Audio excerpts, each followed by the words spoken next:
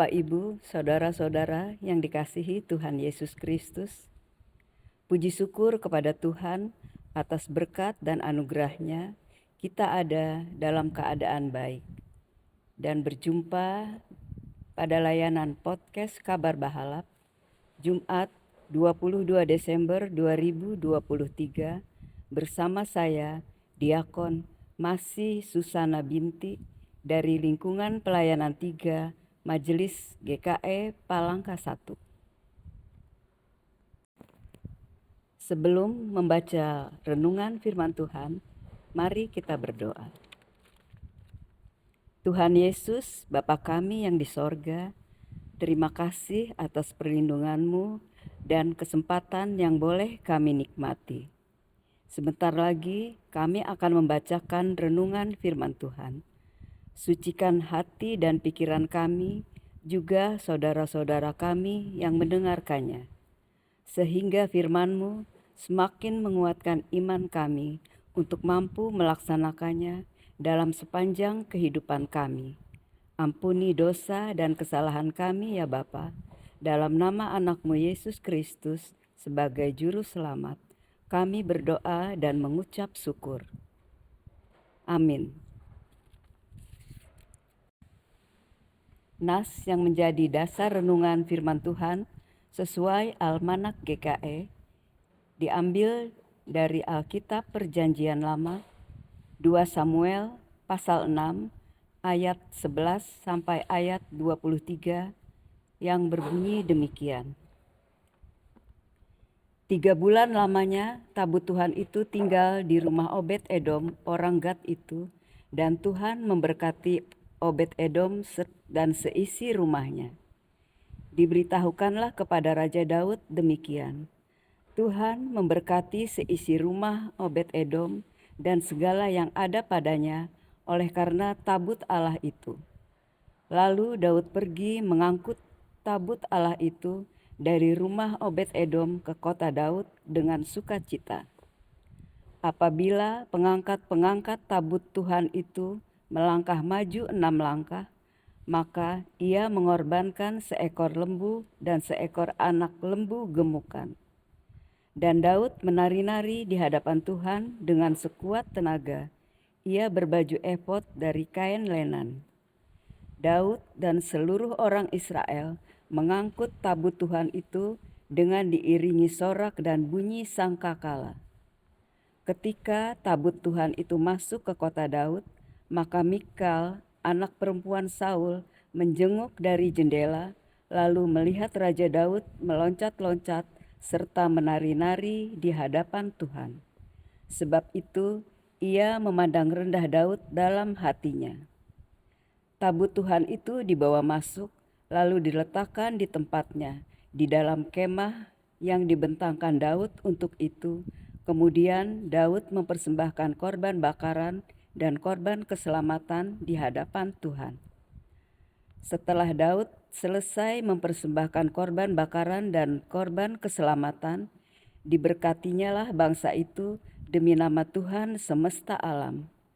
Lalu dibagikannya kepada seluruh bangsa itu, kepada seluruh halayak ramai Israel, baik laki-laki maupun perempuan, kepada masing-masing seketul roti bundar, sekerat daging, dan sepotong kue kismis. Sesudah itu, pergilah seluruh bangsa itu, masing-masing ke rumahnya. Ketika Daud pulang untuk memberi salam kepada seisi rumahnya, maka keluarlah Mikal binti Saul mendapatkan Daud. Katanya, betapa raja orang Israel yang menelanjangi dirinya pada hari ini di depan mata budak-budak perempuan para hambanya, merasa dirinya terhormat pada hari ini, seperti orang hina dengan tidak malu-malu menelanjangi dirinya. Tetapi berkatalah Daud kepada Mikal, di hadapan Tuhan yang telah memilih aku dengan menyisihkan ayahmu dan segenap keluarganya untuk menunjuk aku menjadi raja atas umat Tuhan, yakni atas Israel, di hadapan Tuhan aku menari-nari. Bahkan aku akan menghinakan diriku lebih daripada itu, Engkau akan memandang aku rendah, tetapi bersama budak-budak perempuan yang kau katakan itu, bersama-sama merekalah aku mau dihormati. Mikal binti Saul tidak mendapat anak sampai hari matinya. Demikian firman Tuhan. Yang berbahagia ialah mereka yang mendengarkan firman Allah serta melakukannya. Amin.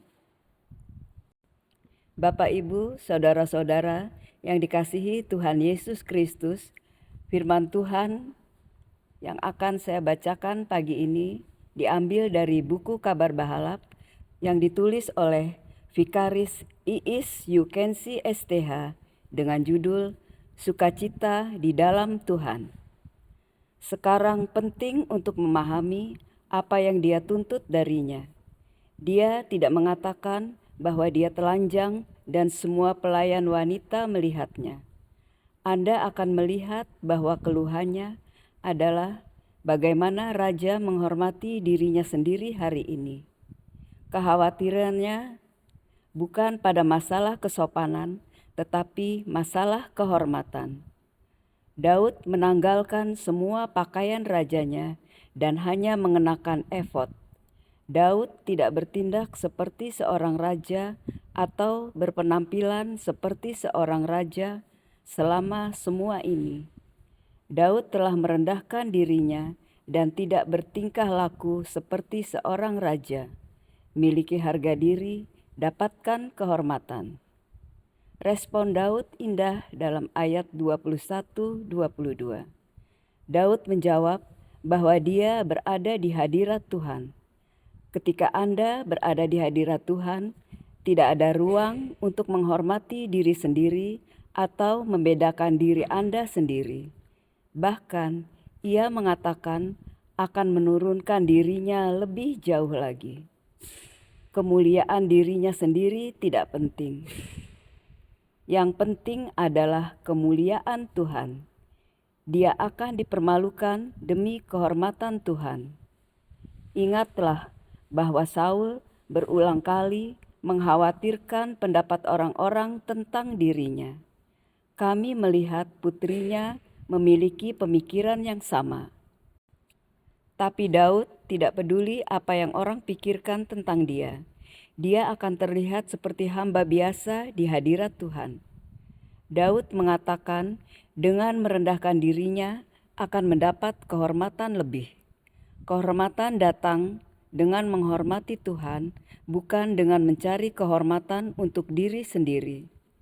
Kedudukannya sebagai raja diberikan kepadanya oleh Tuhan, dan dia akan merayakannya di hadapan Tuhan seperti orang-orang lainnya. Kita dapat melihat di ayat 23 bahwa Daud benar karena kutukan ada pada Mikal. Tuhan tidak memberkati dia dengan anak, menunjukkan bahwa kritiknya terhadap Daud adalah salah. Lebih jauh lagi, dia seharusnya berada di bawah bersama orang-orang yang merayakan kedatangan Tuhan di Yerusalem daripada berdiri di kamarnya sambil memandang keluar jendela. Sekali lagi, kita melihat lebih banyak gambaran tentang Yesus yang disajikan melalui kehidupan Daud yang diurapi Tuhan.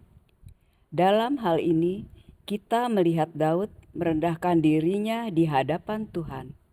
Dia tidak berkeliling terlihat seperti seorang raja. Dia tidak seenaknya bertingkah seperti raja. Dia akan menghormati Tuhan, bukan dirinya sendiri.